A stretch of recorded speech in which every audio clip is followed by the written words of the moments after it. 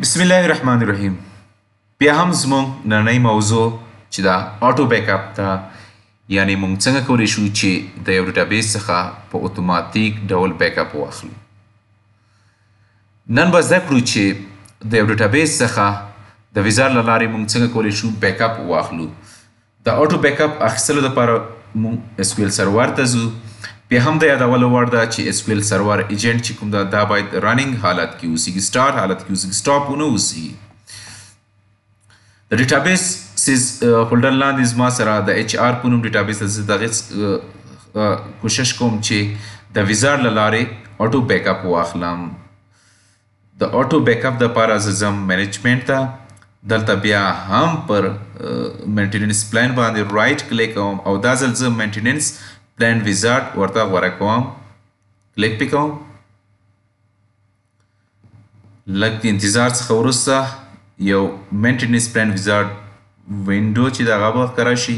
هغې څخه وروسته زه ورته نیکسټ. دلته زه دغه پلان چې کوم ده زه د خپلې خوښې نوم ورکوم، اچ آر آټو بیک اپ.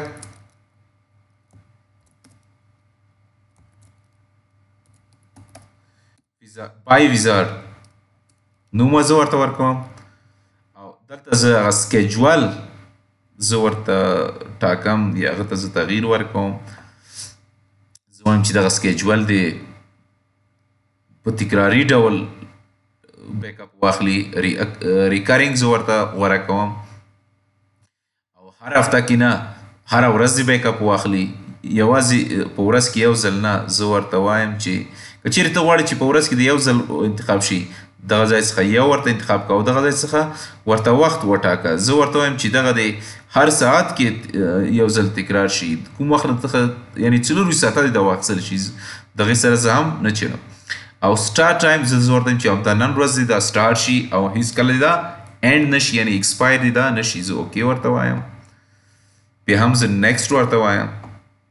دلته زه غوره کوم چې بیک اپ واخله، پل بیک اپ. تاسو کولی شئ چې پل بیک اپ سره سره ډیفرنشل بیک اپ هم غوره کړئ او لاګ بیک اپ هم غوره کړئ، یا یوازې یو چې ستاسو خوښ وي هغه غوره کړئ. زه دا ځل بیا هم فل بیک اپ غوره کوم، نیکسټ ورته وایم.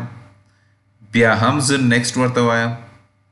له دغه ځای څخه زه هغه ډیټابیس غوره کوم چې زه غواړم چې هغې څخه فل بیک اپ واخلم. اچ آر زه بیا هم غوره کوم، اوکې ورته وایم او ډیسټینیشن کې د خپلې خوښې ځای ورته ټاکم.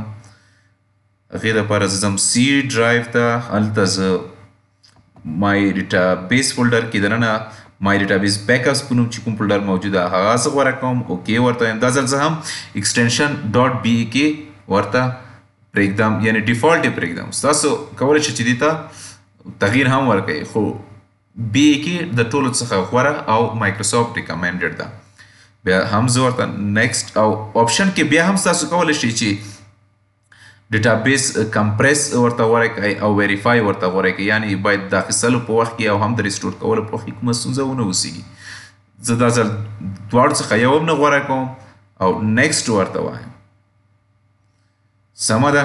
که چیرې ستاسو سره یو ایمیل واوسیږي، تاسو غواړئ چې دغه بیک اپ چې کله واخیستل شي هغې ته د ریپورټ هم شي، دغه ټیک مارک کړئ او د څخه ایمیل غوره کړئ. زما سره فعلا کوم ایمیل نشته، دا زه نه ورته غوره کوم، نیکسټ ورته وایم.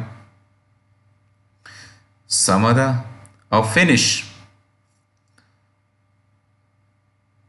انتظار باسو تر څو اخرنۍ هم سکسس شي، یعنې دغه مینټیننس پلان ویزارډ چې کوم ده دغه هېڅ ستونزه نه لري او دغه په بریا سره تکمیل شو. زه ورته وایم کلوز او که مینټیننس لاندې وګورم زما سره به چې کوم پلان مونږ جوړ کړی هغه هم راشي او همدا ډول به د اس کیو ایل سرور ایجنټ لاندې هم هغه پلان راشي.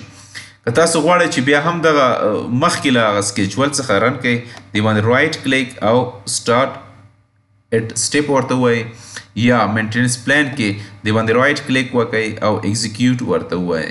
دوستانو دا هم زموږ د نن ورځې موضوع. تر راتلونکي لیکچر پورې مو په الله سپارم. ښې چارې الله مو مال شه.